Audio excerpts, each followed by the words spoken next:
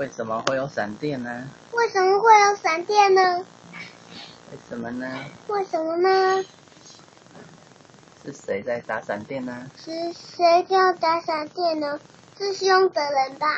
他拿锤子吧？哎呦！然后皮卡丘就用10万伏特，然后打到一个宝石，然后就没了。然后就没了。是打宝石哦。啊，有没有打坏人？用光速打坏人。哦，那很厉害哦。然后就没了。哦，那好棒哦。好，拍拍手。好了，谢谢，拜拜。好，拜拜。